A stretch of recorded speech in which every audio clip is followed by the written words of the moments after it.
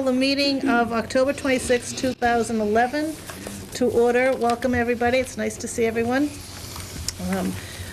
Everyone present except for Mr. Hayes. Linda, thank you. I'm sure he'll be along. And our first item of business would be the approval of items by consensus. Mrs. Superintendent Benton. Good evening, everyone. We have 4 items on the consent agenda. The minutes of the October 12th school committee meeting, the minutes of the joint meeting with selectmen, approval of a field trip for the high school for New York, and warrants. Okay, thank you. Let's see. First, I'd entertain a motion to approve the minutes of the October 12th meeting. Mr. Marchese. So moved. Do we have a second? Dr. Quick? All those in favor? Okay, unanimous, Linda. A motion to approve the minutes of the joint meeting with selectmen. Dr. Quick? I move to approve the minutes of the joint meeting with selectmen. And a second? Mrs. Carroll. All those in favor? Unanimous, Linda. The next one is to approve the high school field trip. Do you have a motion? Mrs. Bonish? I move to approve the high school field trip. Okay, any seconds? No, Dr. Quick? All those in favor? Unanimous, Linda. Then I'll entertain a motion to approve warrants FS4A, FS5, CF7, G403, R206, and R207. Mr. Marchese. I make a motion to approve the warrants as read. Thank you. Do we have a second? Mrs. Bonish. All those in favor? Unanimous, Linda. And a motion to approve the payroll of 10/12. Dr. Quick. I move to approve payroll dated 10/12. Okay, and second, Mr. Marchese. All those in favor? 5 in favor, and all those who abstain. 1 abstention. Mrs. Carroll. Okay, thank you. All right, our next item of business. Superintendent's report. 3 items are listed under your report, and I have a 4th. I'd like to pass out the October edition of the Wildcat News. It's a high school newspaper that is, the editorial advisor is Joyce Beckwith, and the art advisor is Meg Hinman, and we have co-editors Sarah Hogan and Kristen Esdale. Hope you enjoy the paper. Thank you. Commendations to all of them. In your packet is a draft FY 2013 budget. I passed them the wrong way. Oh. Do you want? Paul, can I have those? Sorry. Thank you. FY 2013 budget timeline. We're proposing to do the budget presentation at the December 14th meeting and have it at 6:30 meeting. Perfect, thank you. Does anyone have any questions about that? So we'll keep on reminding that it's a 6:30 meeting. In addition, reminder of November 1st is a professional development day. There'll be no school for students. Teachers will be in attendance at the middle school in a hopefully invigorating and thought-provoking day entitled Differentiating Instruction with guest speakers Judy Stower and Linda Allen. I've included the schedule in case any of you would like to join us. This is being put on by the Professional Development Committee consisting of teachers and administrators, and we're looking forward to a great day. Last, included in your packet is a report of results from last year's school improvement plans. The principals put together a little summary of how they measured up in their goals. And if you recall, last year, at the end of the year, I was doing an end-of-the-year report of the system goals, and just wanted to point out that although we did achieve many of the goals in the system, that there's still work to be done, and we continue to move the system forward and hoping to, what I keep saying, move from good to great. So, committee has questions? We have all the principals and head teachers here tonight, so they can help out with the answers. Wondering if it would be easier if we did the results at the same time as, Yeah, it probably would be. That's a good idea think so. when they come up. Okay, would that be all right? sure. So we're going to hold on to the results for a minute, and we're going to do them together with the school improvement plan goals. That's okay when they come up? Yeah.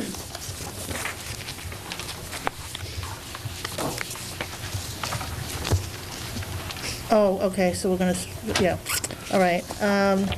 Our next item of business is old business, and Mrs. Benton, HSBC update, High School please. Building Committee, I'm passing out a copy of the warrant for the special town meeting, which was signed by the Board of Selectmen at their meeting on Monday evening. And a reminder to all of you that the Finance Committee public hearing will take place on Monday, November 21st at 7 o'clock at the Town Hall Auditorium. The town manager and Director of Finance Administration and I will be traveling to Boston on Friday with the architects and our OPM to have a preliminary meeting with MSBA on the scope, project scope. Hopefully, that will lead to a vote by the MSBA on November 16th, so we will Excellent. let you know how we make out. Could I just ask the committee, since that second meeting in November would actually be the day before Thanksgiving, if everybody could make this meeting, it would in effect be our second meeting. So if everybody could try to make the Monday, November 21st at 7 PM at the Town Hall Auditorium, that would be perfect for us. And we'd have two meetings, actually. Okay? I'm sorry, then we would not have our school committee meeting on the 23rd? Correct. Yeah, we never have the 23rd, Okay. no. So that would be the 21st instead. Do you have that on your thing? Thank you, Dan. Okay, our next item, new business, the district school improvement plan. Do we have to Ask you move? to acknowledge Assistant Superintendent Kate Burnham, Yes, Mrs. Burnham. and we need to And we move. need to move, okay.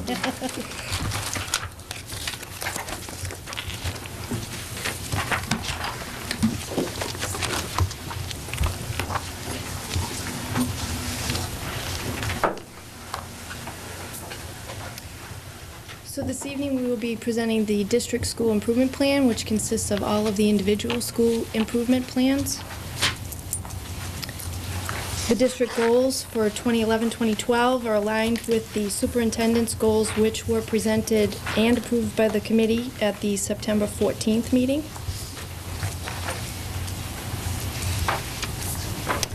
Each of the principals was to follow the guidelines of the superintendent in development of their school improvement plans for 2011-12.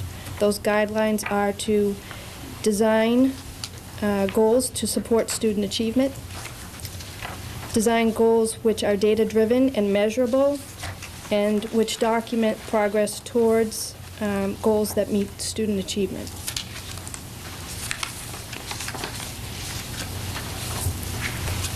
At this time, I'd like to invite Mr. Tracy, principal of the Wilmington High School, to come up to the table.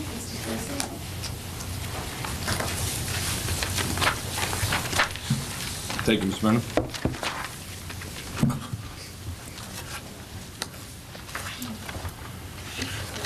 All right, we need to figure out some more logistics here in a minute, because now we're going to go right into, we're going into the discussions. So we'll just move ourselves here a little bit, so we can have our, You can pull up your table anyhow. yeah.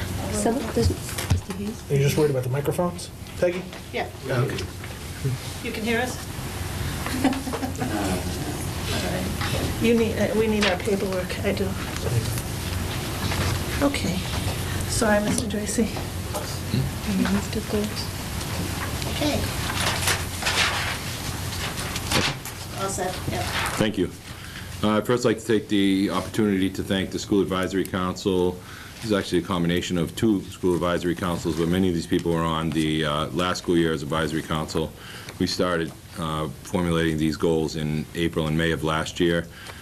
Parent Chris Diorio, parent Medora Miller, teacher Linda Peters, parent Diane Doyle, parent Annie Sullivan, Diane Garrity, parent and a community rep, students Liz Harvey, Chris Romano, and Stephen Valenti, who have joined our committee this year and are all young enough to stay on the committee for a couple of years, so I look forward to that. Excuse me. The Wilmington High School school goals include 3 goals, and the first one is to share and integrate 21st century skills with the staff and within the curriculum. As you know, we're looking forward to the possibility of building a new building, looking at a new format for not only our schedule, but also for our delivery of curriculum, including 21st century skills, and within classrooms, but also within the whole facility. We thought now would be an appropriate time to develop those skills, start to deliver some of the ideas and some of the new and updated research that's out there related to 21st century skills. We've had in our first CIT day a school-wide presentation from Teachers 21 related to the basics of those skills. I've also developed a form called In a Nutshell, which is a one-page document with about 25 different links to videos and podcasts and websites and weblogs, all related to research related to the 21st century skills. So we look to continue that for the rest of the school year, both within our CIT framework and also within our general development of everyday delivery, working with teachers and taking some risks and trying some new things. Second goal is to continue to address the recommendations of NEASC. As you know, we have 37 recommendations that were given to us after the visit for accreditation. Many of those are on track. Several of those had to be answered in a report to the NEASC in what they call a special report that was due on August 1st, 2011. I submitted that on time, and they are reviewing it during this month of October, and then they'll send us back their, opinions, results, etc. Much of it centered around the building. The facility issue was one of the bigger issues in the accreditation report. Excuse me. I ended up having to send them approximately an inch thick of paper related to all of the meetings of the high school building committee, of the high school working committee, the timelines, the information related to the MSBA, and all of the process related to the facility. So that has all been submitted on time, and we're just waiting for a response from them. The third goal is to plan and study the implementation of inclusion classes for special education students. This has, I guess, a blind goal, if you will, behind it.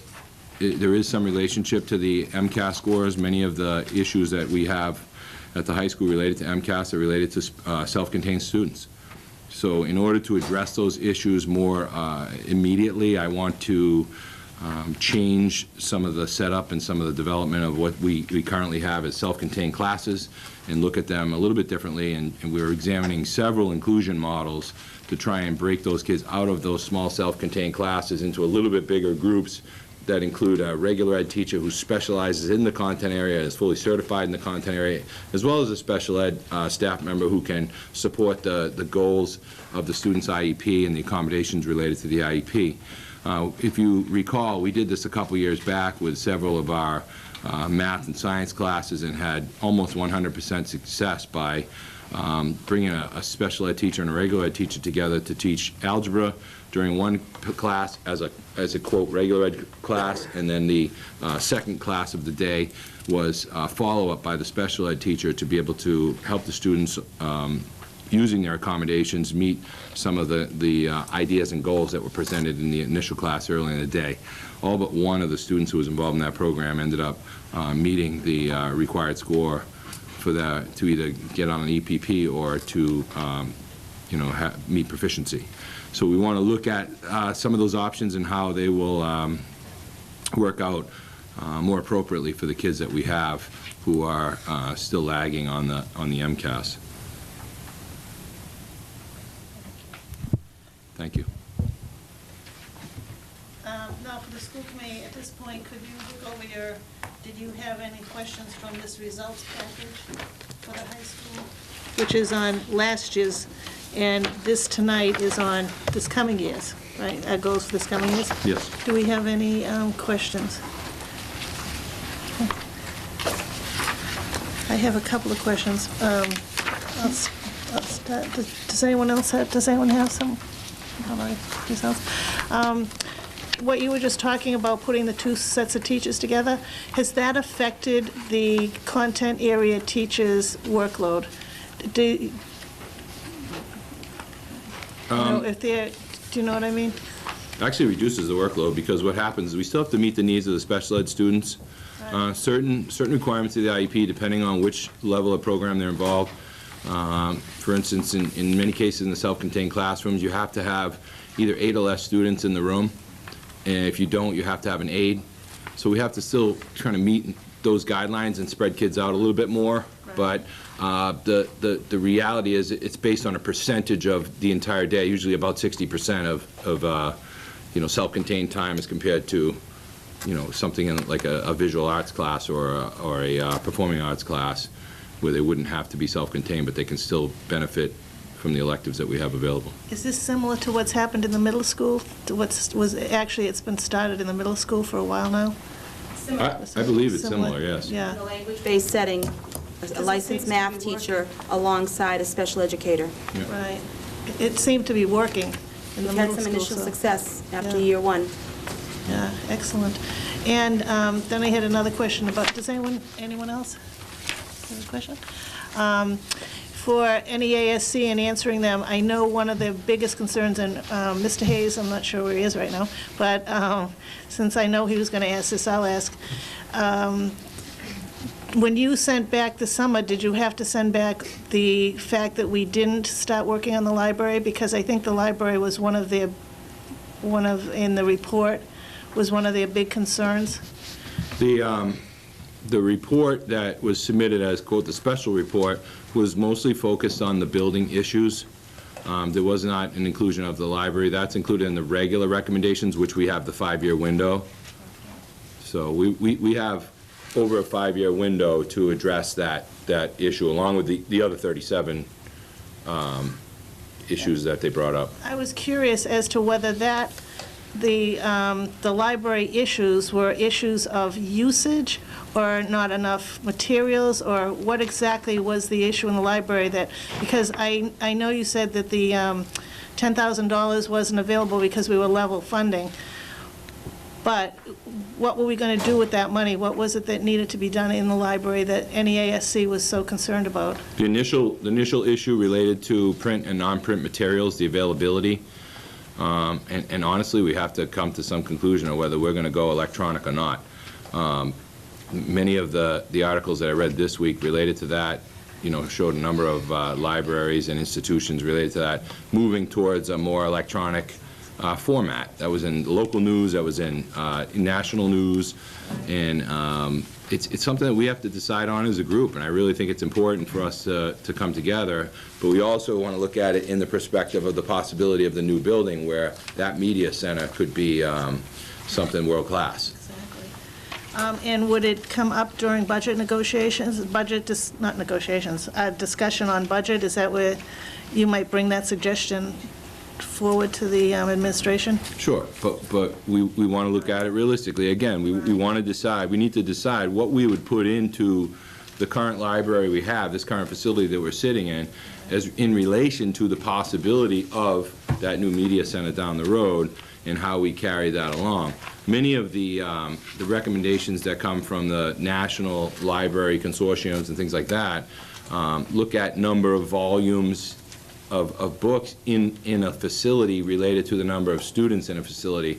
And that trend is starting to turn a little bit related to the number of electronic databases that are available, e-books that are available. Even the local Wilmington library is trading e-books and allowing you to, quote, take out e-books and bring them back in. So we really want to look at that to give our kids the biggest bang for their buck while they're here. We have purchased a couple of Nooks that we're testing out with kids to see how they like it. We started initially with the ELL students, purchased a few of the e-books related to some of the work they're doing, and trying to get some feedback from that, and then really choosing a direction. And you put 10 people in the room, and you could possibly have 10 different likes and dislikes, depending on what you use and what you're comfortable with, and what type of technologies you have at home, and what type of technologies that you may be familiar with in your personal life and both in your work life, too. Right, thank you. Yes, Mrs. I Benton. think, though, that there's a distinction. That $10,000 that was in that goal, that project was somewhat, came from a challenge to take this space where we're going to be building a new high school in a couple of years and see if we could come up with something new. It wasn't $10,000 to purchase books. Right. We were actually I actually challenged the principal and Robert to think of, because of his background, is how we could better use this space in a new high school. You know that we see a lot of bookstores like Barnes & Noble that have the cafes and sofas, et cetera, and I had thought it would be a great, and I still do, and I still think we have time to do this for a whole nother year, to think about how we could get the kids involved in reshaping this space. As far as the budget piece for books, that discussion should happen on December 14th, because although I believe that there is a need for a media center, and there are some materials that we should have always that we can pick up and open up. I think that we have to, as a community, think about the long-range plans. And I'd love to invite Tina Stewart as well, in the adolescent head library, to a discussion of that. Maybe we can do it in December or January, and get Mr. Tracy and some of the students and the high school librarian to come as well. I think it would make we could have a good discussion on it. Sure. Great. Mr. Hayes? I came just at the right time. Did Yes, somebody you say did. libraries? I First of tried all, to get started filling in for you. I but- appreciate it. No, just real quickly, I apologize for being late. I had a work emergency that I had to be there for. Just real quickly, though, I do have a couple of questions. So just moving backwards. So regarding goal number 3.2, increasing funding to address the insufficient print and non-print resources in the library and media center. And then you give us, a nice explanation in terms of what's going on, but you didn't directly answer the question. You had mentioned that the FY12 budget for print, non-print materials is $5,000. So is that actually an increase from FY11, or is that level funded? Level funded. Level funded. So that. Okay, great. And then my other question, one of the, the accreditation report knocked us around, regarding the library for several things. One of them was the lack of an online catalog and the fact that we're still using a card catalog. And I spoke with the library director here in Wilmington recently, and she told me that the public library got their first online catalog in 1987. And that they phased out their card catalog in the early to mid-90s. So it's been approximately 25 years since the public library got their first online catalog, and here we still are at the high school level, the entire school level, including the high school, using card catalogs. So obviously that's not right, and I do look forward to speaking with Mr. Ellis and seeing this project progress further. And just where I'm coming from, libraries aren't about reading, they're about learning. Libraries aren't about books, they're about information. I completely understand that we're moving into a digital period, and I'm fully in support of reading or getting rid of books that are no longer useful. As I've pulled from the shelves at past meetings, 1970, nonfiction informational books aren't going to do you much good, 40 years later. So, I'm disappointed, obviously, that we didn't meet the goals set forth in last year's plan. Clearly, the Accreditation Committee saw these as weaknesses, and we've yet to fulfill them. But that said, I am still, hopeful, and as I mentioned previously, I'm not leaving the school committee until we have a sufficient, adequate high school library. So let's hope we get the new high school, but in case we don't, I think we do have to be prepared to work with the space we currently have. And just one other quick question. I was reading some reports regarding the condition of the current building, and specific to the library. Apparently there's no basement, there's nothing underneath the grounds here at the library, and for a while it had been suffering from termites. Is that still an issue, or has that been resolved? Issue was resolved 3 years ago. Resolved, okay, well, that's good to hear. Okay, that's one positive piece of news. But aside from that, I do want to congratulate you on some of the other goals that you did meet. Obviously, I don't want to focus just on the library. I want to look at the big picture, and overall, I think things are going very well at the high school. So congratulations. Thank you. Okay, can I just comment on the automation? Yes, We're looking at a proposal to do all of the schools. Right. Including all the elementary schools, so, Sure. and we invited Yeah. Mr. Hayes to be part of the process, but Neil met with Brenda Galvin, middle school library media specialist, and we have a recommendation. excellent. It's much less expensive to do it nowadays because of the online services than in the past. So, My last question would be, when do the students get to use the library? Because they don't have, if they don't have studies, we ran into this at my school, and it was very difficult. This library wasn't open before school, wasn't open after school. When do they use these materials? For the school day. I mean, if you come to the library during any period of the school day, there are classes in here. Many of the teachers take advantage of the computer stations, but also of the table areas, because we do have mobile laptop carts that connect with the wireless. We have a wireless system in the library. People will use it to do presentations. They will use it to do just general information. They'll have kids come down. I just did a walkthrough of a group doing Greek theater. They were assigned 6 different areas of Greek theater to research in small groups. They had to bring it back and then present it to their peers as the teacher. So there's a lot going on where people now are starting to move in and out of the library. You know, part of the accreditation issue the books and resources are not the whole accreditation issue. Part of the accreditation issue was the involvement of the librarian, if you will, media tech person, which I think it's more aptly called, is to be involved in the curriculum and working with the curriculum team leaders or the curriculum people, the liaisons, to be able to get information that they need, get databases, look at materials, look at ebooks that are related to the curriculum that we're delivering, so that teachers can move and have that flexibility. And I think we've begun to address that. Mrs. Burnham and I have talked several times about it. We've talked with CTLs about it, and we've started to kind of plug that in as part of the curriculum renewal process. So it's not just the books, and I don't want people to get hung up on that. We definitely will make some strides this year. I talked to Mr. Ruggiero the other day about moving some monies around to be able to meet some of the needs and begin to address the issues. And I think you'll find that we will make more than sufficient progress. We met with the ambassador group today, who did the cell phone policy, to put them on this as well as part of the library and get them involved in 2 projects. You'll see them involved in the library as it relates to, what's new in education, but also 21st century skills and what kids see as the changes that will have to happen over the next 3 or 4 years for us to be able to meet the possibilities of a new building. Hey, Mr. Marchese.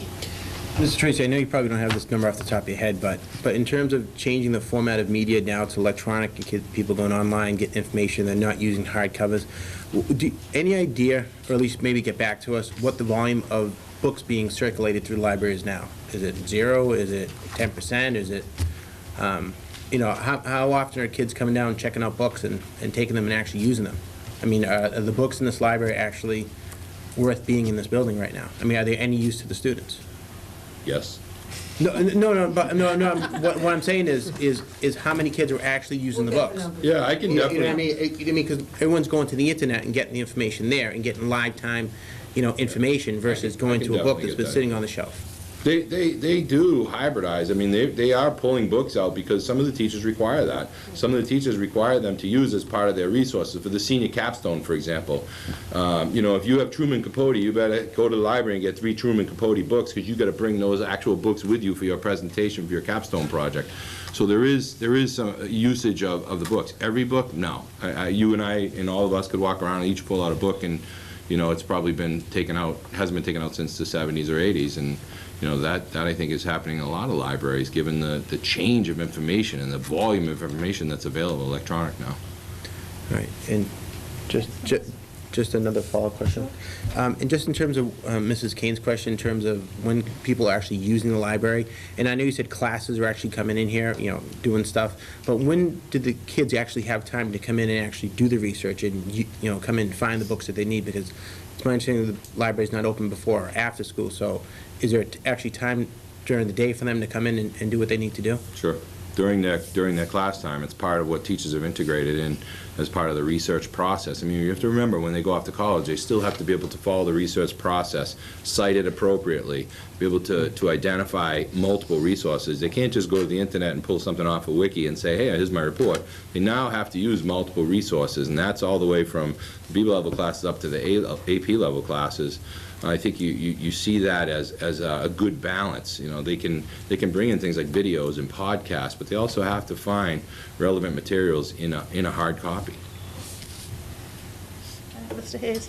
Just another positive while we're on the issues of school libraries. I did want to commend both the middle school and high school for bringing in the teen services librarian recently, who did several book talks and I believe it was language arts English classes, and that's great collaboration. And the fact that they're a 15-second car ride down the street, I would hope to see more and more collaboration. I think it's just a natural fit given the proximity of the buildings. So, thank you. Would you have anything else you want to tell us? Are we okay? Any other questions from the committee? No. Thank you very much. Thank you. Lieutenant. At this time, we'll have Ms. McMiniman from the Wilmington Middle School We're going back. come up. Oh, I thought I missed it. Good evening. As Mr. Tracy did, I'd like to thank our members of the School Advisory Council, our assistant principals, Hope Doran and Terry Sheehan, teacher reps, Rose Angela Roman, Kevin Welch, Nate Melbourne, Taylor Rye. We actually also have one of our other teacher reps from last year's School Advisory Council, Jennifer Judkins, here present with us tonight, and parents Christine Blum and Mia Brown. So they have given input to these goals as we move forward and feedback on some of our progress last year. So I can go over the goals here with regard to curriculum. And our first goal, of course, is to implement the Common Core standards according to the timeline set forth by the DESE and increase students' opportunities for mastery.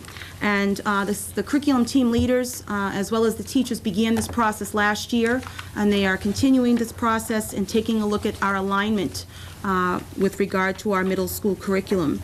And with regard to mastery, we had a lengthy discussion yesterday at our data team meeting about the retention of concepts.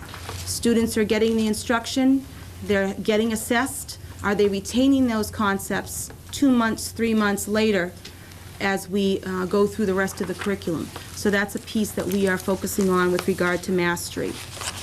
Our second goal is quite critical.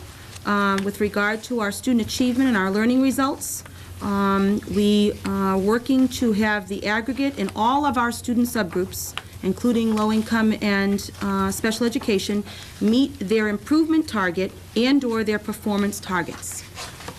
And we are also looking to increase, as we did in some areas, the number of students in MCAS advanced and proficient performance categories. We did that in 6th grade and the 7th grade. We moved over certain percentages, which were impressive, to the advanced, but we did not have enough students moving out of the warning categories and the needs improvement categories in order to meet AYP requirements. We have a number of activities, as you see, in the school improvement plan that we hope to work on this year.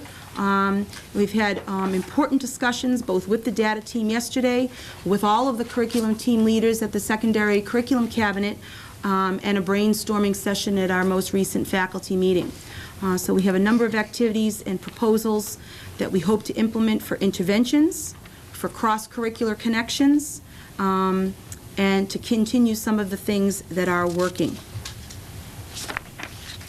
And the final goal focuses in on technology. which I know that you all have been having lots of discussions about as where we are heading into this digital age, and that is to ensure that all students and staff have the necessary technological tools to improve student learning and daily classroom instruction. And so we have some activities under that to see if we are staying current and if we can improve what we already do with our technology classes and how we integrate the technology on a daily basis to the content.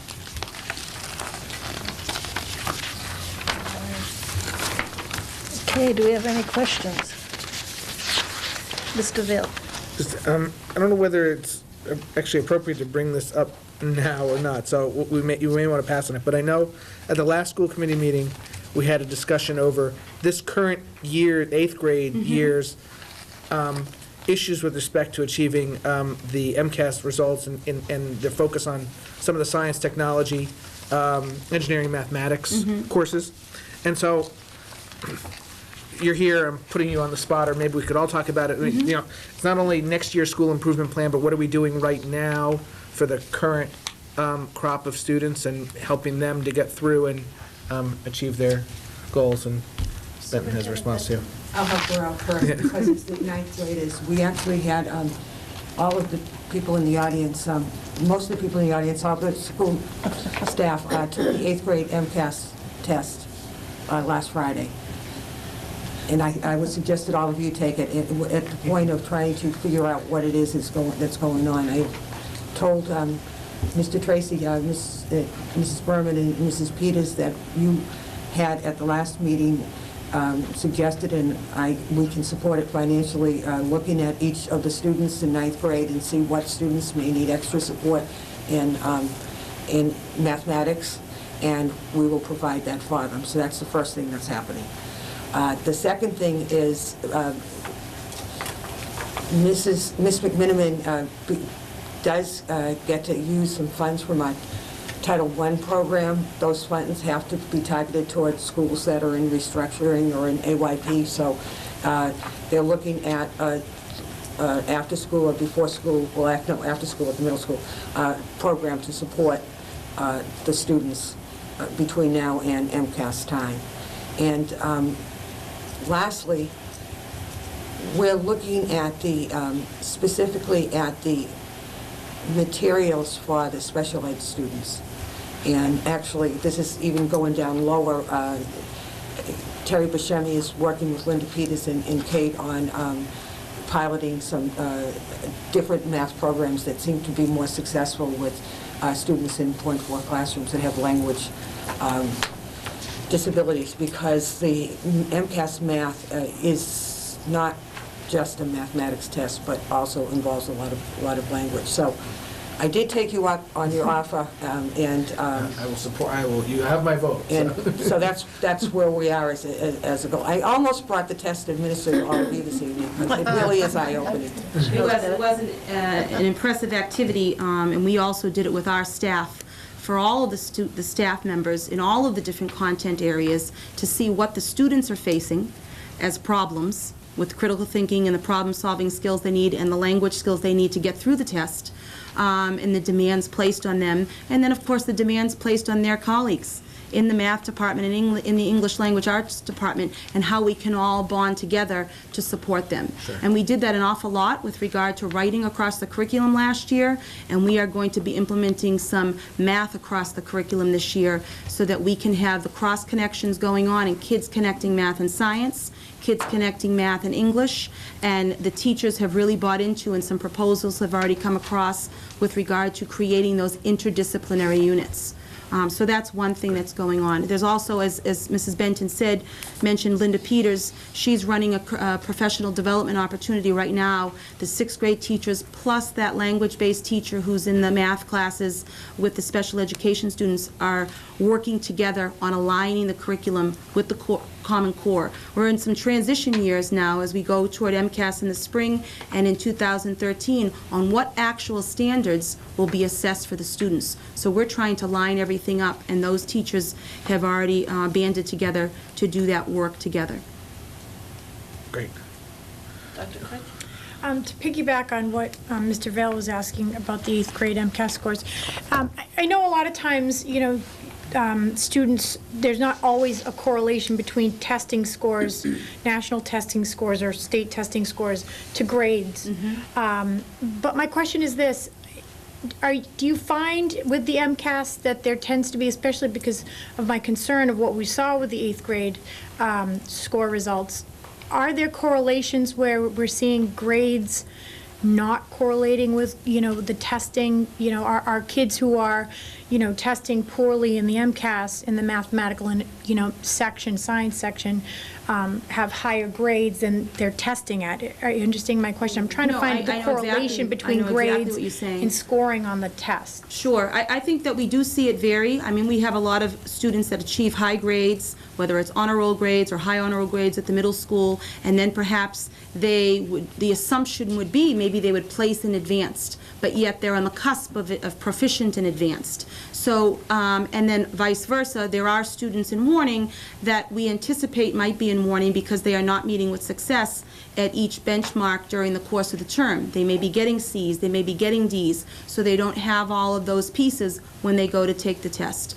We see it happen both ways, and we've seen some kids who are really struggling learners who really have performed poorly in the past in the warning and the needs improvement, but their growth percentile was great over the course of 1 year, or even over the course of 2 years in a row with us in the 6th and the 7th grade. So we don't have necessarily any trends with regard to the grade correlation, but we do see it on both sides. Any more questions? I'd just like to make a comment that when we're talking about these students, lest the public feel that it's everybody, we're talking about a minor percentage of students. And I saw some of the figures that we had, and it might be out of 200 students, there were like 23 that were in trouble here. And so it's not the ones who are doing well, we have a nice group who are doing well. And so as we're talking about MCAS, we don't want the public to think that we're talking about all the students in the middle school, or Right, all the students in the 8th grade. graders, exactly. That's Right. a generalization, I would agree. Yeah. And I know that you've talked before at this, with this group about the other middle schools and my counterparts in the areas who we are all facing similar problems. And we've done an awful lot of conversing at a recent meeting, and then we do that by email and by telephone about what you're trying, what intervention worked for you. That worked for us with this percentage of kids in this performance category. So we do an awful lot of sharing and dialoguing with the local middle school principals in the area. That's good. Ms. McMiniman, you had said on one of your activities, examine the master schedule in order to extend instructional time in math and ELA. Is that coming in January, or are you going to do a trial run of that, or? That would be something that would be studied and examined over the course of this year. Okay. And figuring out, are there opportunities for additional time? Yes, we have certain electives, such as literature circles or math workshop, where students can go in and get increased work on certain skills. But we have to figure out, should they have more minutes besides that with their math teacher or with their English language arts teacher? Like I said, and you said, a certain percentage of students, not all of the students. Right. Okay, great. And let me think. Oh, I like this too, but I don't know when you're fitting it in. Use of formative assessments to obtain data that will inform instruction, and you said you were going to share it across the departments with a continuous use of data in real time. Do you do that like during team meetings? We can do that during team meetings. We can do that during common planning meetings with, for example, the 3 6th grade math teachers with different formative assessments they're using. The formative assessments are going on in many of the classrooms on a constant and consistent basis. And now, what does that teacher do in that science classroom that could be duplicated in the math classroom that will give some instant feedback to the teachers about where the kid's skill level is on a particular standard or a particular skill? That seems like a great way to approach it. I think it has to be collaborative. There are many experts in this area with regard to assessment, and many of them exist right in our own building of what teachers are actually doing. So if we create an opportunity, whether it's through a CIT day or through a Wilmington University, where the teachers come together and share and collaborate, I think we're going to get more out of that. Excellent. And the last one is observations of innovative lessons, peer peer observations, maybe you meant? I think For so. school improvement goal number 3, which integrate technology. I think that can be walkthroughs by the administration and the curriculum team leaders, but I also think that what we're trying to do is create a professional learning community where it's okay that you ask a colleague to come in, whether it's during their free block or perhaps even during a duty time that we cover their duty and they are able to go in and watch an integration specialist or a teacher integrate technology without the specialist. And that peer observation can happen, that it's okay to go into one another's classrooms and share and learn. I love the specifics that you've given us in this, but I wrote on it, this is very ambitious. It is. I feel like your plan of all of them is extremely ambitious. Well, a couple of them, as we mentioned, were pilots to see perhaps second semester some interventions with certain students prove successful with regard to study skills, organizational skills, and test-taking skills. I think that some of the overarching things are certainly ambitious, but some of them are pilots of what we're going to try for interventions. I think that, as you've known for the past 5 or 6 years, where we've seen this AYP issue coming up consistently, where we've not been able to maintain 2 years in a row to get off of that list, you've seen many changes take place and they're ongoing. So we're constantly trying to, we are determined to attack this problem in a creative way. So we had to come up with, and the best piece, I apologize, Go ahead, is Fran. that many of these strategies, ideas, and activities came from the staff, collaborating together, seeing where the needs of the students were, and proposing something that might make a benefit to a certain group of students, to a larger group of students. And that was a big piece of these activities. Excellent. Mr. Hayes? Great.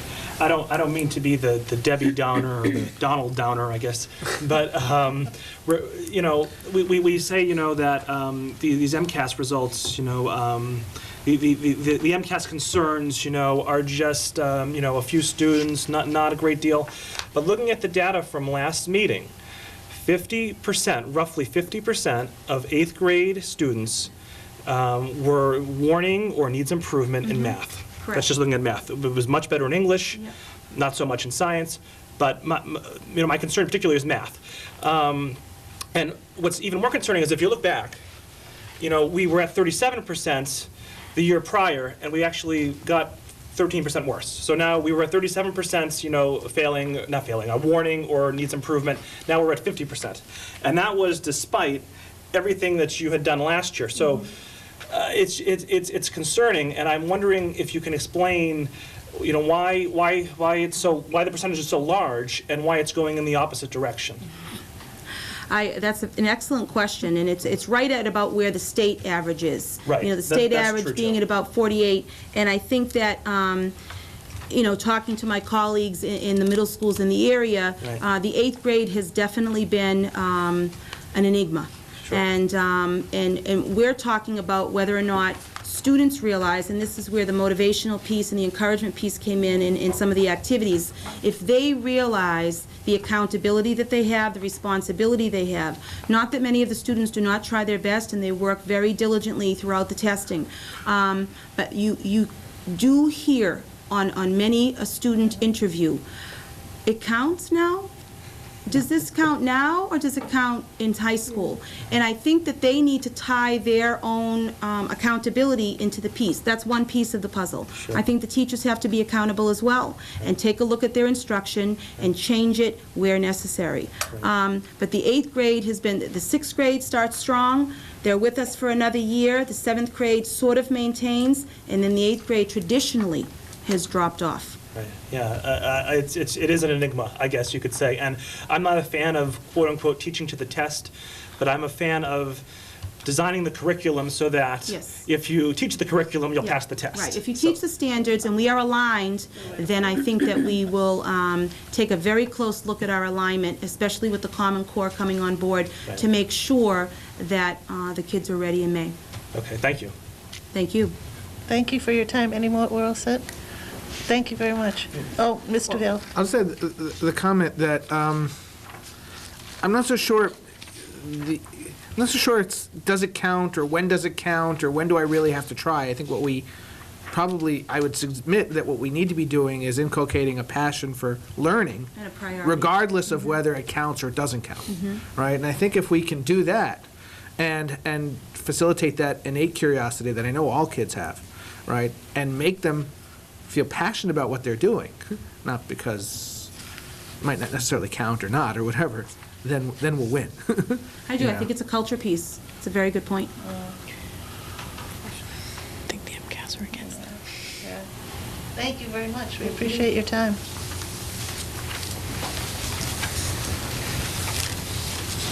I'd like to invite Mr. Shaw and Mr. Ferriot to the table to present the north and the west. We don't have MCAS. We don't have 8th grade MCAS. Thank you, Mrs. Burnham.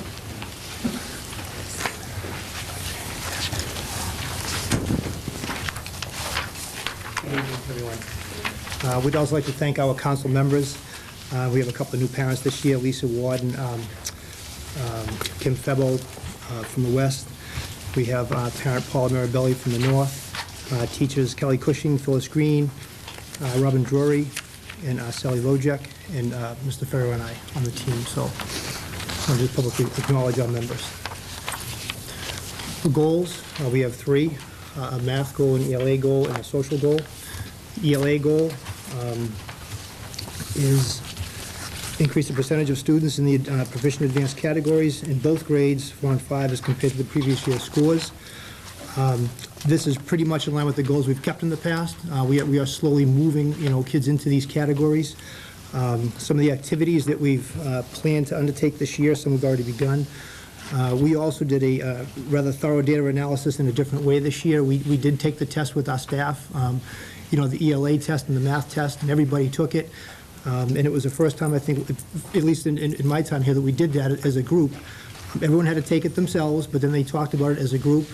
And to carry it a step further, we asked them to then think about where they thought the kids would have a problem with that part of the test. And they talked about that, reported that back out to the staff.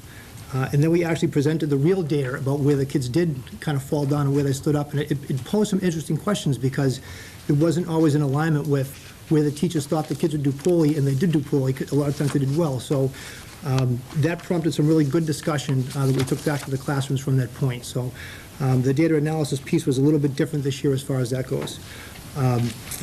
One of the biggest things we're going to do differently in ELA this year, and this is, we're stealing some of the thunder, I think, from Mr. Apolloni and the Shawsheen, because the plan that they used last year worked for them. It's a renewed focus on the methodology of teaching the Houghton Mifflin reading program that we have. It really focuses, the program requires, small group instruction, teaching kids at their instructional reading level, which in some, I think, pockets we've kind of drifted away from that. I don't know if it's because of a renewed focus on math or what it was, but it worked at the Shawsheen to start having conversations in grade level groups about teaching reading and about meeting students at their reading levels, and we're actually, planning that out right now, and that's going to happen at both the West and the North this year to address our ELA scores. And that also includes special education. We're not even looking at that right now as a separate group. It's part of the whole process of how can we better reach the students that we need to reach, and how can we better teach them at their instructional level as far as reading goes. Let's see. And I know you have this in front of you, I didn't mean to be reading to all of you. We also, because we did a thorough analysis, I think even quicker and in more depth than we did last year, we're now ready to begin our before and after school programs even sooner than we have in the past, which is great because now we have, the students' names in front of us of who's, performed well, who's performed poorly. We also have historical data of students now who perform poorly in a couple of, large areas over a couple of years that really need that extra support. So right now, we're working with the staff to develop programs using Study Island, using Renzulli, to have before school and after school programs to address specific needs of kids. And we're also able to reach more students this way because we can have multiple mornings now, multiple days of direct instruction with these students based on some of the areas of need that we've, discerned from this data analysis that we did. That's ELA. Our second goal is similar to the ELA goal. It is to achieve our respective math AYP as determined by our baseline scores. I'm going to sort of review some of the things we did last year and kind of segue into some of our newer goals. And you'll see that some of the goals did remain the same because I feel we were very successful with the goals we had last year. Again, our data teams have utilized the data to determine which students are in need of additional math support, as well as what areas of math they need support in. Last year, we implemented several before and after school programs, as Mr. Shaw said, using the Renzulli and the Study Island program, and we also instituted a Math Olympiad program. The Renzulli program targeted students that were in the warning category. The Study Island program targeted students in the needs improvement category, and the Math Olympiad was something new. That was targeting students in the advanced category, which was really a challenge program, so we tried to attack it from all different angles. We served close to 100 students in those programs last year. And as a result of those programs, as well as the hard work of our staff, we made tremendous gains in the math area last year at the North. We moved 19% of our fifth graders into the proficient and advanced categories, sorry, and 5% of our fourth grade students moved up. So we did, as an aggregate, meet our AYP goal last year. We're still struggling with that special ed subgroup, although we did improve 5%, so there is upward movement. Overall, the school went up 5%, my special ed went up 5%, so they sort of went up commensurate with the general population. We still have a long way to go with that. Last year we did a Math Immersion Day. We want to continue to do that. Interesting thing about Math Immersion Day, we've done this for several years. Last year we targeted geometry and measurement. All day long, the students were looking at different activities that focused on those two areas of math. When we looked at our data, those two areas did not show up as areas of weakness for us this year, which was great. So the two areas that we identified showed improvement, so we were really proud of that. We'll do the same thing this year. Again, we'll have to look at the data again and see what other areas caused us some difficulty, and those will be the focus of this year's Math Immersion Day. We continue with our Math Word of the Week program, which has been very successful. That is something that Mrs. Buscemi and the Math Vertical team have worked hard on, identifying vocabulary, math-related vocabulary that could potentially present difficulty for our students in each week. We announce a word, and we talk about the word for the whole week, and the kids get a little quiz at the end of the week, and I usually draw a name out of a bucket and give them a little school store gift coupon if they get the quiz right. It's kind of a fun thing, but it has proved to be really helpful with our students. Other initiatives this year, offering a family math night, as you probably know, that already happened last week. Last week, yeah. Very successful, huge turnout to that. We're hoping bringing parents into the curriculum a little bit more is going to be helpful, and them understanding what the children, assistance children need at home, and also just to enlighten them on the program and the different things that we work on. And lastly, we're increasing our focus on improving service delivery to the special needs population this year. That's clearly the area where we need to continue to work on. Mrs. Buscemi has already begun meeting with our special ed staff and our inclusion teachers, trying to identify ways to move these students forward. This includes looking at new curriculum materials that would support the existing curriculums, and various ways to make the curricula more accessible to these special needs students. So that's a large focus for us this year. Our last goal,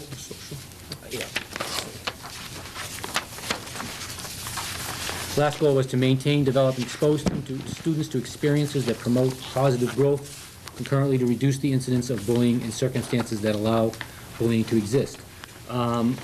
Last year was the first year that we fully implemented the Second Step program. We continue to implement that in the second year. The students have really bought into that program. I see signs of that virtually every day, of the effect that program has had. So we continue to do that at both fourth and fifth grade level.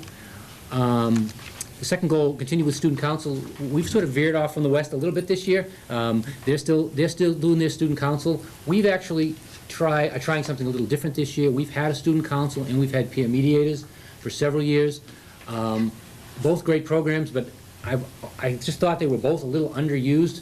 So we sort of took a step back and have refocused that this year. We've started a program we call North Stars, which is kind of a combination of the two. It's really a peer leadership program. These are students that were elected, like the student council, and their focus really this year has been on community building, leadership, and social responsibility, community service. Just as an example, they've already done one fundraiser this year, and it was their idea, and I'm really proud of this one. They identified a school in Vermont, Wilmington, Vermont, our sister school that was had some problems as a result of Irene, and they took it upon themselves to raise $550 to send to that school to help them, and they're really appreciative of it. They sent us all kinds of letters. We did a little Skype meeting with them. Recently, they gathered Halloween costumes to send to an organization in Lowell that collects them up and gives them out to people that can't afford those in Lowell. In fact, they just came by to pick them up today. So we sort of shifted the focus more towards community service and leadership, and we're sort of proud of that. We continue to work with our PACs to bring in enrichment programs with the focus on anti-bullying still being a component of that. Another big piece of this school council, North Stars. West Stars just didn't sound right, you know what I mean? So, you get the advantage of having North, so, but, we'll come up with it. That's all right, yeah. But another new thing this year, which is great, and this is kind of like a trickle down from middle school, actually, is WCTV approached both Frank and I to see if we wanted to have like a pilot class similar to what they do with the middle school, with teaching students, how to make videos, how to access video, like, how, like professionally work to develop a TV show. So what Frank and I both have, Mr. Ferrier, excuse me, both have going on now is our school counselors attend an afternoon class with WCTV. They come to the building. We're about 3 or 4 weeks in right now, and the ultimate goal of the program is these students are now responsible with making, for the end of the year, a video of, like, a day in the life at the West and a day in the life of the North. And like capturing the year in video and film. So the students are working on making this as an actual goal. It's a nice group for WCTV to kind of pilot this program, because you're really just talking 12, 14 kids at each building, so it's a nice manageable group for them. And when you see the groups meeting in the afternoon, it's fantastic. The kids are all participating, having a great time with this. So this is a new thing for us, with the students at this level also, as far as the like for the social growth of the kids. So, and what they're producing is something they can share with the entire school at the end of the school year. So I don't want to forget that. That was a good piece of that, yeah. I think that's it, yeah. Questions? Do we have any questions? Mr. Marchese? Mr. Shaw, you mentioned that the teachers took the tests. Yes. And they looked at it and they thought certain areas where kids were going to have problems and certain areas where they thought they would do well. Try to predict, yeah. Trying to predict, and it kind of reversed itself in a way. In some cases it did. Yeah, exactly. So that was a very interesting, it became a conversation point. Because, as a group of teachers looking at it saying, oh, I think the kids are going to do really well in this section of the test right here. Then they all take it and they all talk about it. And then what happened next, I apologize, what happened after that piece of it was we gave them the actual data to look at. So then they can actually look at the actual data for those questions and say, wow, we thought they'd do poorly here, but they did well here. Why do we think that they wouldn't do well? Why do we think they did well? And then vice versa, where the teachers said, oh, they should be fine here. And all of a sudden the data shows that they weren't fine there. So the teachers had a perception that, geez, okay, they'll be okay with this, and they really weren't. So we gave them some really good conversation points to go back and look at the curriculum to see where are we teaching these particular things, where they're occurring, how can we address it there. So I'm guessing that's what you Yeah, that's exactly what that. He answered my question. And this kind of cracks a shell of the data warehouse, of the information I keep asking for and looking for trends and trying to find solutions as to why certain things are happening. This is a good starting point, Exactly. which I'm glad to hear. So this is good. Now they're going to go back and look at it, change what they're doing based on the results, so which is great. So. As a matter of fact, we actually use that opportunity to develop some questions to then give to the data team, okay? Because you do that and you ask more questions, So now we have like an ongoing dialogue now that we can keep working on as the year goes on. Thank you. You're welcome. Thank you. Any other questions? Mr. Hayes? I have a question regarding bullying, and it's really for all the principals. Just speaking with school committee members from other towns, and then reading a few articles in the Boston Globe. Interesting, what's happening is since the legislation's been put into place, we've actually seen on paper an increase in bullying. But what it really is, it's an increase in reporting of bullying, and I'm wondering if you're seeing that, if you're seeing more instances of bullying being reported. I think initially, last year, when it really started to roll out, we did see an increase. I really think it's sort of leveled off at this point. I'm sorry to interrupt. Do we actually think the bullying has gone down? I think so, personally. Yeah. I can't speak for everybody Yeah. in my school, yeah. I would agree, and I think a lot of it's because, I mean, the reporting per se, but, you know, the Second Step program, you know, these other social programs that we've brought in for the kids, you know, we stress with the kids now that, you know, there are adults to go to in the building. You know, it's okay to go find an adult, and if you aren't safe in school, you know, it's not tattling, it's not ratting somebody out. If you aren't safe in school, you have every right and every expectation to find someone and get help, you know?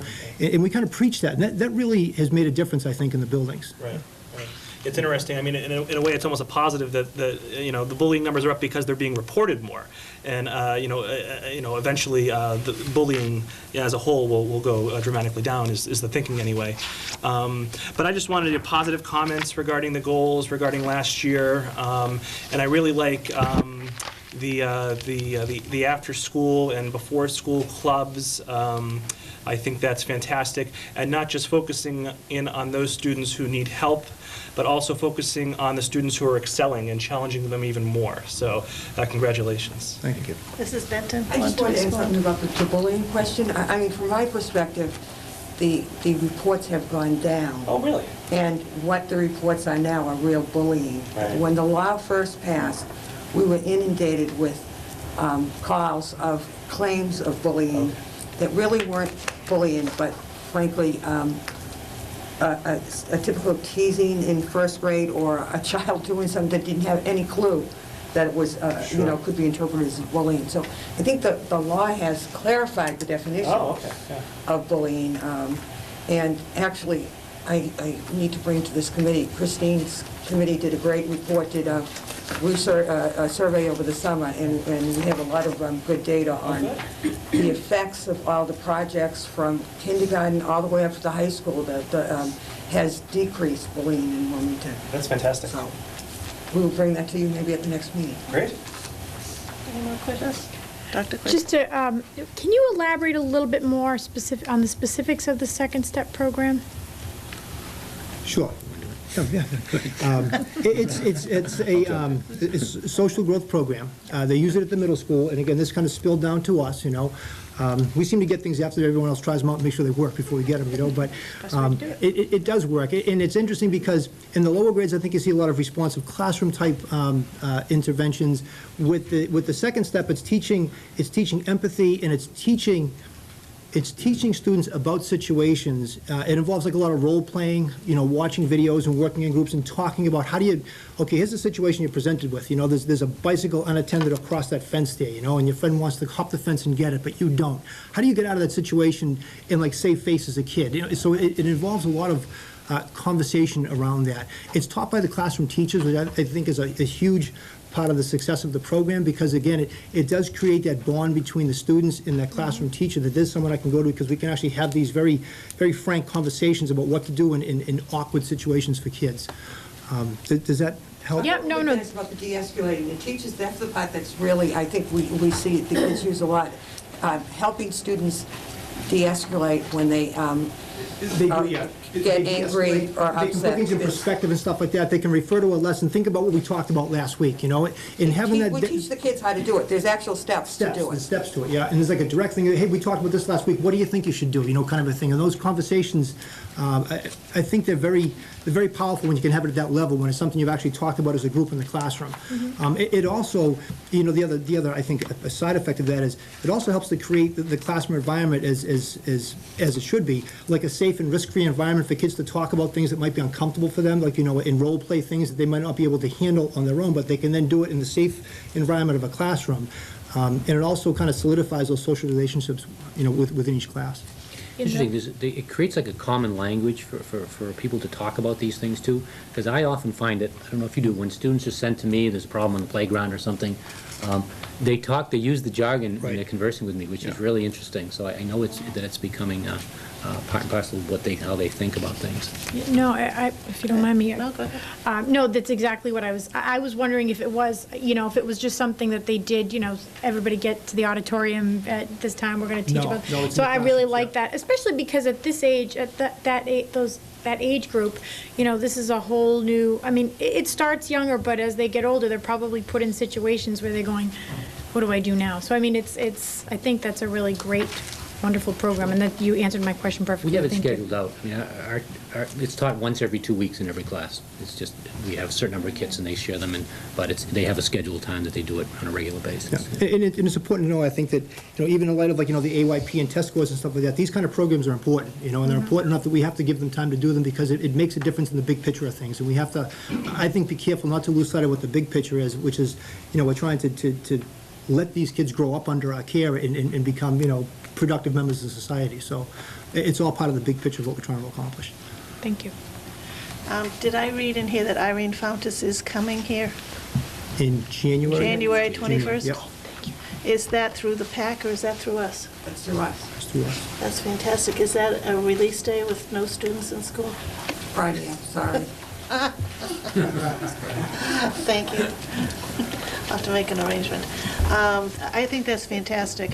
One of the things that I'm really impressed with this administrative team, and of course being led by Superintendent Benton, the quality of the experts that you bring here is incredible. Irene Fountas is like a guru in the reading field, and I'm going to have to drive by with 2 little kids in the car, I guess, but I'd love to see her, and I think it's fantastic that you are doing that for the committee, for the school system.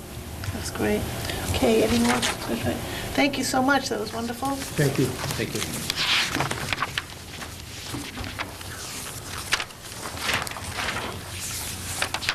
And now we'll invite Mr. Apoloni and Mr. Arsenault to present their plans for the Rubin Street and Shawshene School. Thank you. We too would like to recognize the members from our School Advisory Council from last year. From the Rubin Street, Dana Burnham, parent, Rosalina Piazza, a parent, and Julie Santini, parent. Also Cheryl Netner, our music teacher, Sandy Arciero, a 3rd grade teacher, and Janet Sinesi, a 1st grade teacher. And at the Shawshene, and again, we continue to be very fortunate to have members who are committed to the school council process. Our parent representatives were Mrs. Rochelle Toth, Mrs. Rhonda Rubin, and Mrs. Tricia Brisbois, and Mrs. Rena Collin. Our teacher representatives was Mrs. Stephanie Beauchamp, Mrs. Diane Flaherty, and Mrs. Roxanne Rainey. And then we had a community member, Mr. James Manuel. So we thank them for their hard work last year. Our first goal in our plan is to use data in the area of reading to inform instruction and to provide appropriate interventions through the implementation of the Response to Intervention Model, or RTI. This work was started last year in grade 1. Our specific objective is to expand the Ames Web, which is an RTI assessment and data management program. Last year it began in grade 1, and this year we're expanding it to the 2nd grade. It involves staff training. It involves the staff administering benchmark assessments, and it also offers prescribed interventions sessions for our students who are in need of support by classroom teachers, by our interventionists such as specialists and support staff. Mrs. King and Mr. Fredette have been instrumental in bringing this goal forward. They've attended workshops and they've enthusiastically shared their research and their findings with staff and with the leadership team. Another part of this goal is to implement the Fountas and Pinnell benchmark assessment system. This is a program that we hope to have in place for all students in grades 1 through 3. It involves staff training as well. As Mrs. Kane just mentioned, it does involve Mrs. Fountas coming to us and spending some time with us in January. She will be spending part of the CIT day with us. And it also will involve supporting teachers as they implement the practices in this program. Mr. LaPointe, he continues to provide leadership, direction, and training to the staff at both the Shawshene School and at the Rubin Street School. Our second goal involves math. We hope to improve math instruction and also math student achievement. We have a focus on instruction, having practitioners reflect on their practices. Specifically, Mrs. Buscemi has been providing additional support for new teachers. She's been going into their classrooms and setting up a very ambitious schedule, visiting with teachers in grades 1, I'm sorry, not in just grades 1, but teachers in their 1st and 2nd year. She's also assisting classroom teachers and resource room teachers to develop strategies and to identify materials to meet the needs of all math learners, especially those students who have an IEP. This goal also involves benchmark testing. We hope to include benchmark testing with students in grades 1 through 3 at both the Shawshene and the Woburn Street School. And we're also pleased, as part of this goal, to have representation on our math vertical team from teachers at grades 1 through 3 at both sites. This is something that was not always in place before.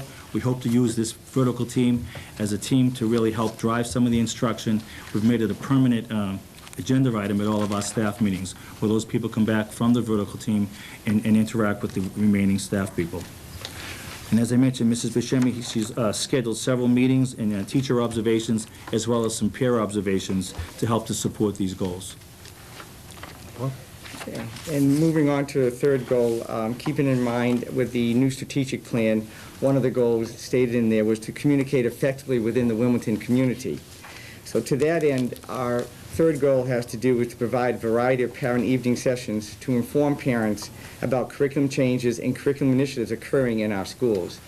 As we all know, our curriculum is an evolving system. We're currently reviewing it, we're making changes, and I think Mr. Ferrio said it very well previous to this, that we have to get our parents involved in those curriculum changes. So the objectives that we hope to achieve under this goal is to schedule a variety of evening parent informational sessions, to coordinate the scheduling of these sessions with staff members who will lead the presentations, and then to communicate this to the community so that hopefully we can get good attendance. We witnessed the family math night was a huge success, and playing off that, we, as you heard in our first goal, we're talking a lot about response to intervention. And we're so pleased with having that initiative, because the early detection of students who are at risk and intervening at a very early stage, helping to resolve it, is so key in student achievement and student success. So we want to get parents understanding that, what we're doing at the school level to address those issues, so that hopefully by the time the children get into the upper grades, we're helping them not have as much difficulties that they may be experiencing as they're beginning to learn to read. Another issue is that we had both of our assistant principals, Mrs. King and Mr. Fredette, did an excellent job with the study when we had the web-based program Study Island that we used inside the computer lab.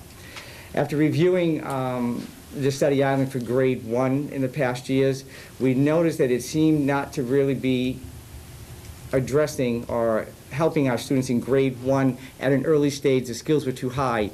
We were able to pilot last year, thanks to the OIT and the superintendent, a program called Reading Eggs. And Reading Eggs is now the web-based program we're using in grade 1. And since there is a home component to Reading Eggs, we want to again bring parents in on that to take and train them so that there can be an extension of that program in the home setting. So these are some of the ideas that we hope to be able to have during our evening presentations. We know sometimes it can be very difficult for parents given the hectic schedules of getting out to these, so we're hoping maybe to work with our relationship with WCTV to see if we can get these different presentations videotaped and then have them broadcast on WCTV so that we can reach a larger audience. So we're really looking forward to that and hoping for a lot of success, and knowing that we're going to have some of our staff come forward and share their expertise of what's happening, great things that are happening in our schools. The fourth goal basically has to do with Shawshene only. As you know, last year we did not make AYP for 2 years in a row and received a status of school improvement year 1. So to that end, we had to put into our school improvement plan a goal to address that. And I'm very pleased that we were able to succeed with the goal last year. We did make AYP last year. Unfortunately, in order to return back to a no status, though, you have to make your AYP for 2 consecutive years. So given that, we're continuing with the goal, and we're going to be continuing very much with a lot of the activities that we instituted last year that the staff just embraced, really took this to heart. And the couple of things that I basically saw was that we've been stressing for years that even though this test occurs in 3rd grade, it's a cumulative test. And it involves our teachers all the way from kindergarten, 1st and 2nd. And that their buy-in with this and they're doing some prerequisite work with the students is also key to the students being successful. And I really saw that happening last year with our entire faculty. One of the main things that we always keep on noticing is the difficulty that students seem to experience with the open response part of the MCAS reading comprehension test. To that end, we had many of our staff at all grade levels who have taken advantage of the new teacher evaluation protocol and have taken upon as a project to design an open response curriculum, starting at grade 1 and a timeline that's appropriate for them, continuing in grade 2. So by the time they're coming to grade 3, it's a matter of really refinement of skills, and that these skills will be embedded in students so that they'll be able to perform much better on that test. So we're hoping for success with that program, and we're looking forward to that happening. Excellent. Thank you. Do we have any questions, comments? I'd be remiss if I didn't comment on, I was going to do it at the last presentation. The math night was unbelievable. I never, of course, I'm not a math person, but I have never seen, first of all, I think that we're very lucky with Mrs. Buscemi. Talk about enthusiasm. She loves math. She absolutely radiates. This is the best thing that we ever had. She was wonderful. And the children were moving from station to station. My kindergarten granddaughter, she skipped kindergarten. She went from first grade to fifth grade and then found kindergarten, and actually she loved it the most. But she went, and my grandson in third grade, he would go right, I was so impressed. He went, the teachers and the staff that you had, that she had there, and the volunteers from the high school, the young girl from the high school, he would go right up to them and ask, can you show me how to do this? And they did it. And I was like, I can't believe he's doing this.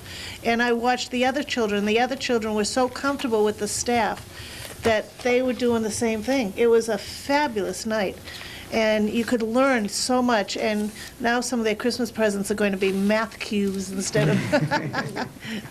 So I just want to say, I think that was a fabulous night. And I'd just like to acknowledge the Wilmington Educational Foundation who provided the grant in order for us to get the materials for that evening. And all of the teachers are acknowledged in my notes from the whiteboard coming out this week, along with pictures from the evening. But it was an incredible evening, and we all had a great time. It was excellent.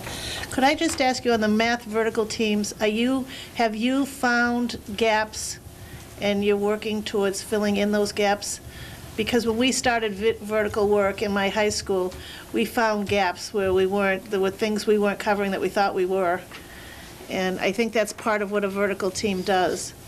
I think we've addressed that before, and when we knew that this program in some areas was not as strong as others. And then to that end, Mrs. Buscemi, and even before that, Betsy Belanger have put together some supplemental materials for teachers to fill in those gaps. So that's already been going on.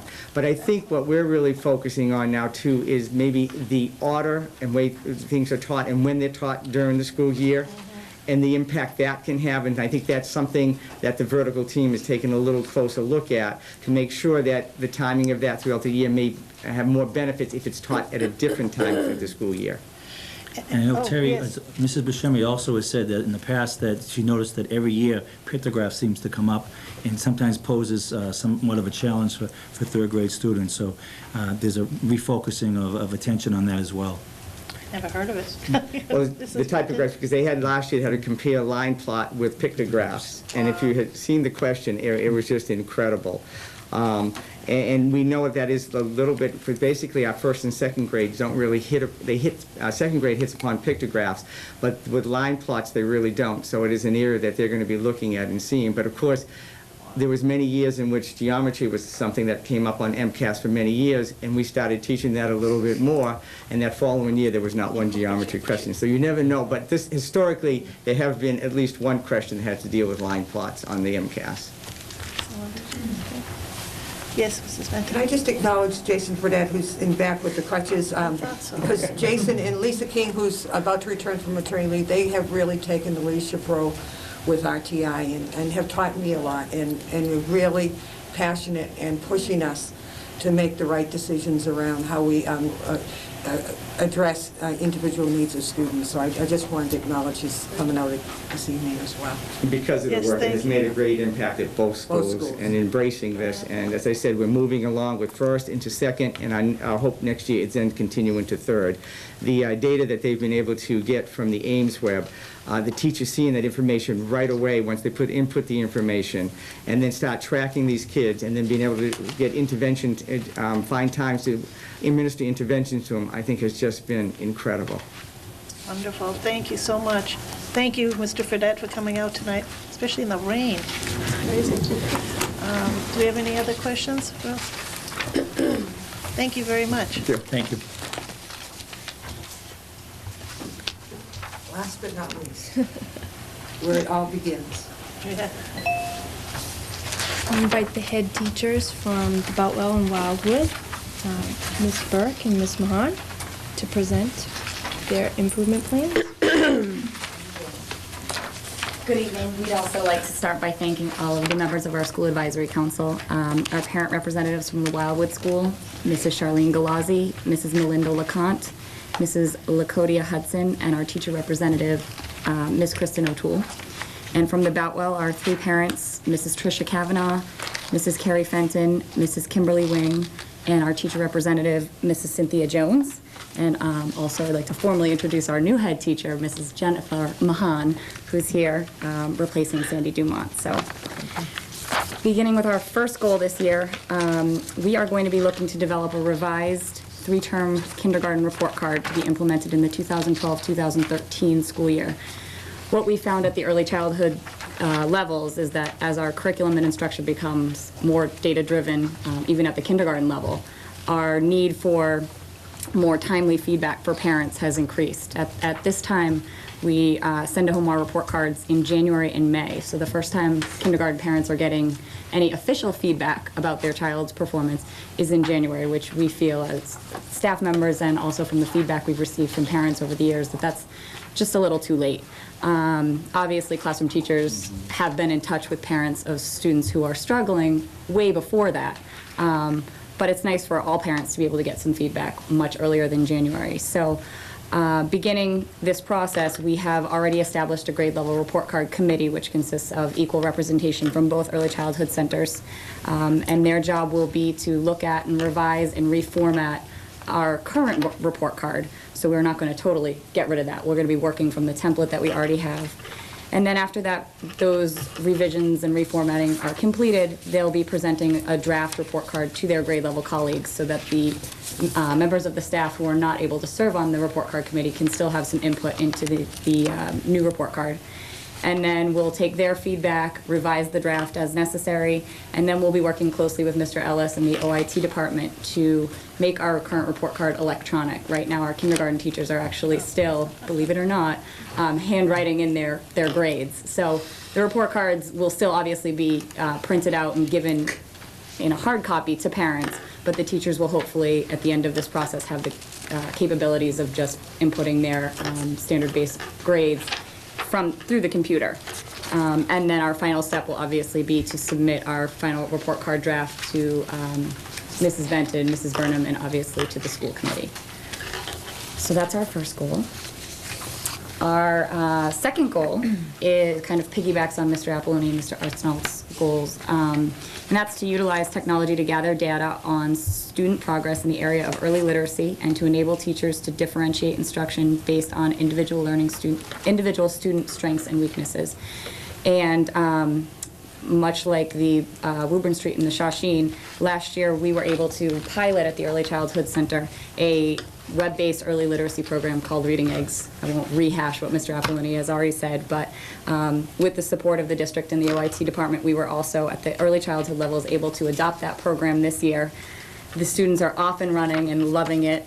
The kindergarten staff was trained at the beginning of the year on this program. We were able to get information out to parents through our information from the program and also at open house and information posted on our website to inform them of the program and the uses at home.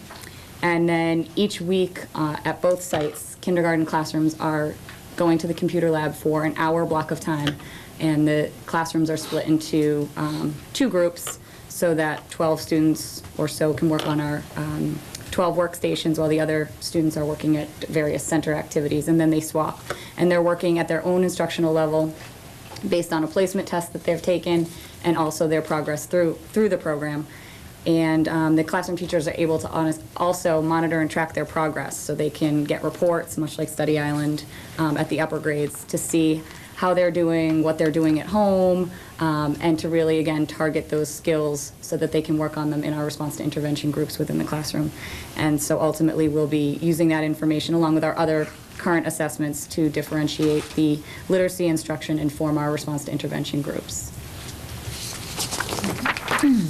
Goal number 3 is to receive accreditation from the National Association for the Education of Young Children for our kindergarten programs. Basically, we want to demonstrate that our programs are of high quality and deserve to be recognized. In order to achieve accreditation, which is the final step, we've been going through various stages of the process. The first one being we had to alert our staff and let them know what was coming. Second, we informed the parents and guardians to let them know about the accreditation process and what was going to be expected of them. The next step was for our teachers to create classroom portfolios, which is ongoing. They constantly are collecting materials and compiling them into these fantastically large binders that is just a fabulous showcase of their hard work and dedication to the students. Mrs. Burke and I are both in the process of creating program portfolios for both early childhood centers, which will be part of our presentation to the accreditors when they come for their site visit. We have been surveying families and gathering information, necessary to pass on to the NIAC accreditors when they come to visit. We will be submitting everything for what's called candidacy, which is when the NIAC accreditors will get in touch with us, let us know when they're going to be coming. They come and do a site visit. They spend the day at both of our sites, going through all of these portfolios, asking questions, observing the classrooms, observing our facilities. And then the final goal is to await the decision from the accreditors. This is going to be a 2-year process to complete. The teachers have done yeoman's work to date. It's as intense as the high school accreditation self-study, and actually in some ways more. We have to actually do a little work with facilities around making sure that all the classrooms are up to snuff, including what you do at home with protections on, light switches, et cetera, on plugs, and more staff training. So it'll be the visit won't actually happen this year. It'll happen the following year. We'll bring the portfolios maybe in the spring for you to see, because it's an incredible amount of work. Thank you. In Medford, where I worked, they did it, and I know I had 2 friends involved in it. And I really commend the school system for attempting to do this, and I know we'll get it, there's no question. But it is, as Mrs. Benton said, the work they did for it was incredible. It is. So, it's a tedious process, but I think, as Mrs. Mahan said, it's a wonderful showcase of all of the great things that we have in our current programs, and that should be celebrated. So, thank you. Do we have any questions from the board? Okay, Dr. Quick. I just want to comment about the new report card evaluation. I think that's a great idea, because at that age, there's so much change in such a short amount of time that I think it's important. I remember, the very first report card I got from my oldest daughter, and I would get it, and I was utterly confused by the way that the grading system occurs. And I think that it's a great way for them to, for the parents to understand how the system works as soon as they get into kindergarten, and then, and to be able to kind of have that a little bit more involvement as to, okay, this is what I was seeing my child needs a little work on, et cetera, et cetera. But I think that's a really great, I think it's a great goal that you're going to be doing that. Thank you. Mr. Hayes? Just a quick question. I found out at the last Technology Task Force meeting that Wilmington is one of the few, or one of the first school systems in the state to be testing for grading for technology at the elementary level. And I'm just wondering, with the reformatting of these report cards, will we start testing for technology at the kindergarten level? Yes, we hope to. Right. Again, that will be presented in our draft and pending the approval of our superintendent. Our hope is to do that. We presented the technology standards to the classroom staff last year, so they really started working with those standards, familiarizing themselves, and this year, now that they've taken more ownership with this web-based program, I think they feel really comfortable being, and they were actually the ones that came to us and said, can we put the technology standards in there? We want to start moving forward with that, so that's our hope. That's fantastic, that's fantastic. It's amazing to see them all, in the computer lab during that time. Absolutely. I think if anyone wants to see why we're here and what we're all about, the most wonderful thing you can see is the kindergarten bus coming down that road to pick up your little kindergarten person. And then when that person gets on the bus, you see the windows and you see 6 little heads from the nose up. And they're standing at that point. That's all you can see. They are adorable, and some, if they're too short, you don't see anything. And you think no one's on the bus. But the enthusiasm of the kindergartners and the wonder that for education that they have going in there is so outstanding, and I think we keep that in mind as they go through the system and end up as wondering high schoolers. So I want to thank you all. Mrs. Benton? I just wanted to, this is, only twice a year do you have my full team, and actually it is a really full team this year, of central office and administration, and although school improvement is a state requirement and it's something that we have to do, and you heard a lot about MCAS this evening, I truly believe that the Wilmington Public Schools are filled with more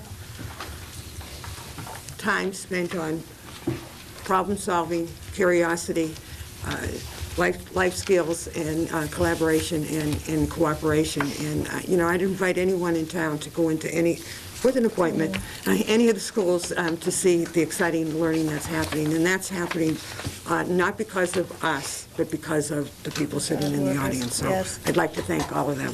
Thank you. Thank you so much. We really appreciate your coming tonight. It's an excellent idea for us. Ms. McDonald, we have delegations later in the night. Okay, thank you. Okay, our next item of, can I leave? I don't. No. Yep. Okay, yep. The MASC delegate and resolutions. No. What? Yeah, I think so. We Okay. need to designate Mr. Hayes as the representative for the November 11th MSAC Delegate Assembly.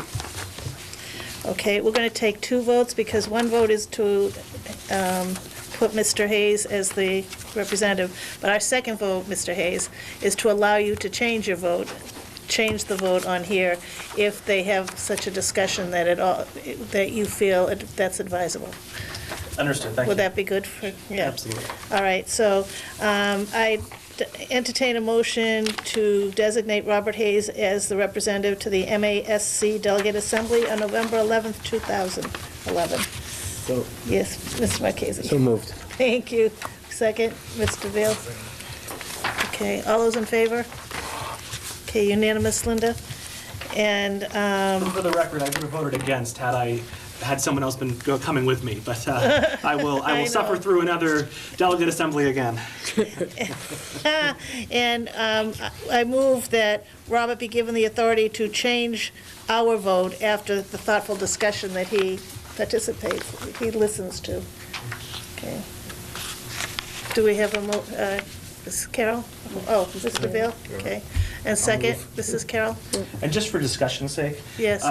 part of the reason for this vote would be the fact that there's a lot of unintended consequences to some of these resolutions that we may not discuss, but may be Exactly. discussed, in great detail, very great detail, at the assembly. In addition, last year there were several amendments made, and at that point I had not been given, So I need some leeway, in other words, in terms of how to Absolutely. vote, so appreciate that. Yep. So all those in favor? Unanimous, Linda. Thank you. The report of the Resolutions Committee, there are 6 resolutions this year, and 5. Five. Oh, excuse me, 5. All right. So I'm not reading this whole thing, it's very lengthy, but the first resolution, providing greater access for students to exploratory visits to Chapter 74 approved vocational education programs. What they would like to do is secure as structured learning time the delivering of school services via mandatory exploratory visits for secondary 8th grade students, to which the district is also a member of public Chapter 74 approved vocational technical education program, which means that we would in fact have a day that we would have to send our 8th graders over to the Voc Tech, the Shawshene Tech, to learn what that school is about. Mrs. Benton. I frankly see no need for this resolution. We have a wonderful relationship with Shawshene. Shawshene comes over and talks to the students, and any student that wants to visit can visit. I think it's a mistake for us to get involved with structured learning time, because there's all kinds of needs that we have, so I think we're fine the way we are. I'd pass on this one. Okay, Does that mean we instruct, if we accept that, we can debate it, but do we instruct Mr. Hayes to vote against this resolution? Right. That's right, so. There's a so this cost first for one- buses that we would have to add into our, I mean, they didn't add that in. And we don't want to lose students from our We system. lose a day Yeah, of education time, right? exactly. I'm just going to quickly mention that I'm going to abstain from voting on Resolution 1 because I have an immediate family member who is employed by one of the school committees who are co-sponsoring the resolution, and not only is she employed, but she's also involved in the guidance department and, in fact, very involved in the admissions process, and she would probably be directly affected, not financially or anything, but it would directly be affected by, any sort of change based on this resolution. So I'm going to abstain from this vote.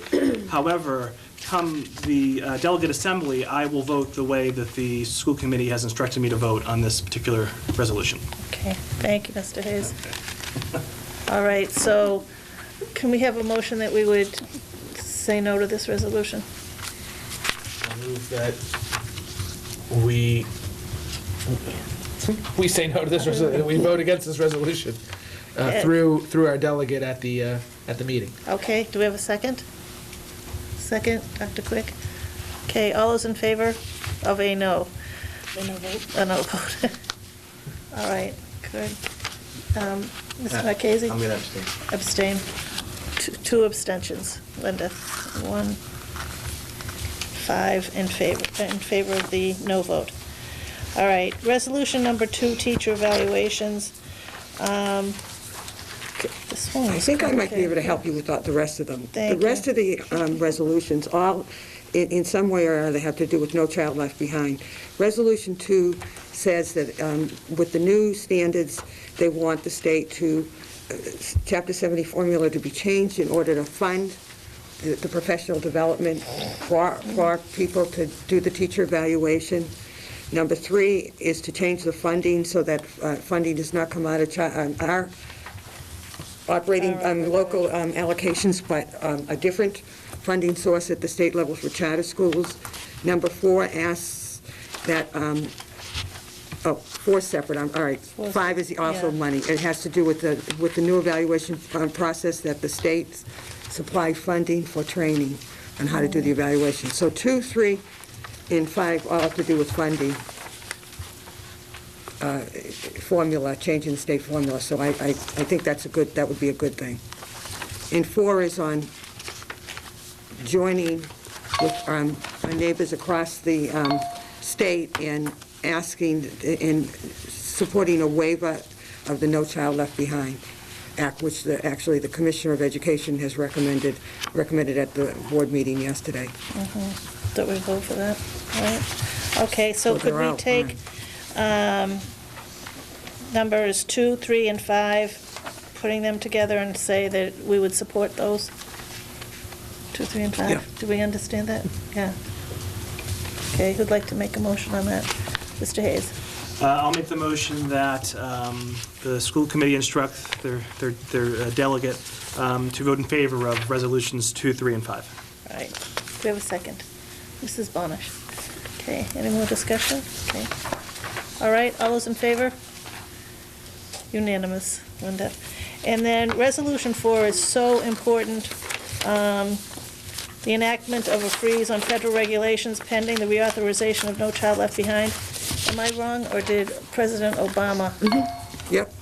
President Obama recommends that we vote against this, that we stop this and Right. put a freeze to it, because it's all goes back to the AYP and how no one's ever going to make it. And more excellent school systems are on the AYP list. It's very complicated and complex, and it's not doing what it was supposed to do. So, Mr. Hayes. So the comment invoking President Obama in this climate may not be the best move, but I will say that I believe it's bipartisan, that the opposition Yes. to AYP and No Child Left Behind, many aspects Right. of it is bipartisan. Right, it hasn't done what it was going to do, so. So we take a motion to vote yes on Resolution 4. Dr. Quick, Motion to vote yes on Resolution 4. do we have a second? Mrs. Bonish? No. All set? All those in favor? Yes.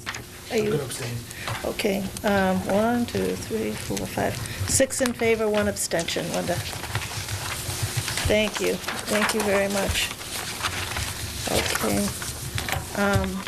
Delegations. Yes, Mr. McDonald.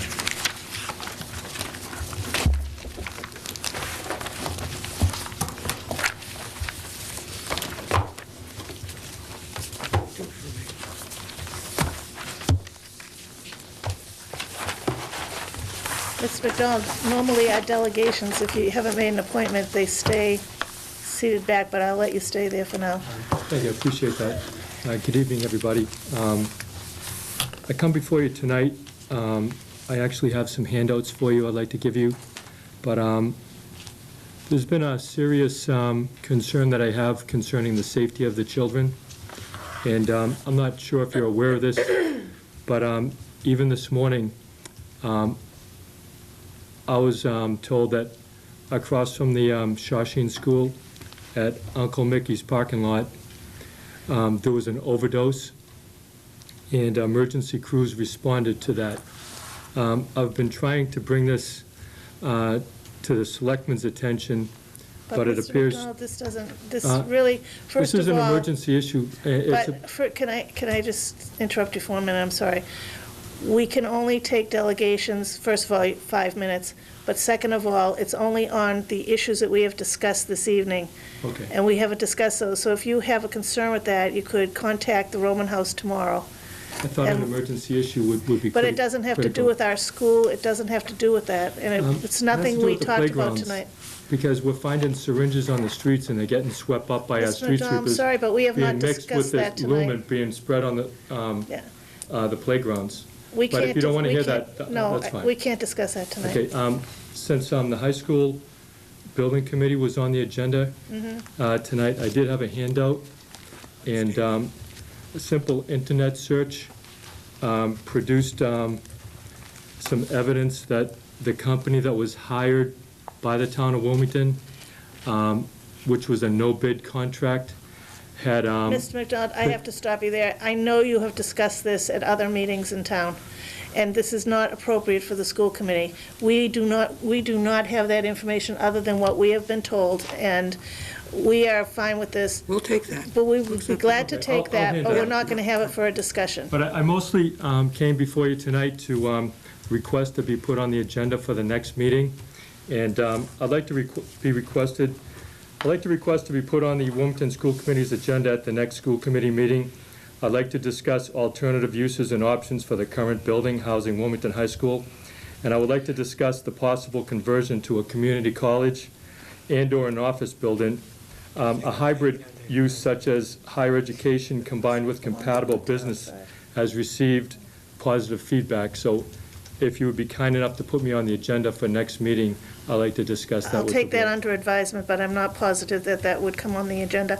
I Could the told you board the vote on last that? time we talked that the schools are not responsible for the buildings, the town is responsible for the buildings. So it wouldn't matter what our opinion was, it's not our decision as to what would happen to this building as a committee. No, you are, but we do. We Yeah, we do? have a building. Yeah. The schools are under the school buildings are under the schools. Yeah. But the town takes care of them, right? Correct. But we own them. But you own them. Oh, okay, so you're saying, We have the okay. buildings, but they maintain them for us. Oh, okay. We hire the town to take care of Take it for care us? of that, Correct. yeah. Okay. Right. So I'd like to submit that request to you, and I'll pass out the other handouts. Since Mr. McDonald did bring up the Shawshene, the incident, I was going to commend and would like to publicly commend the Shawshene staff, especially Becky Moriarty, Janice Bacon, and Chris Murray. There was an incident, someone was in need of emergency help, and by luck, our guidance counselor happened to be out in the parking lot getting something out of her car, came in, called 911. Our school nurse went over and began performing CPR on the victim, and actually, we believe, saved his life. So I want to commend the Shawshene staff for helping out.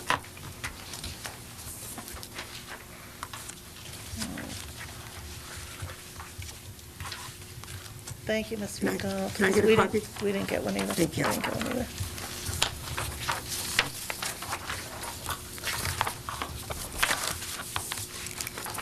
Thank you.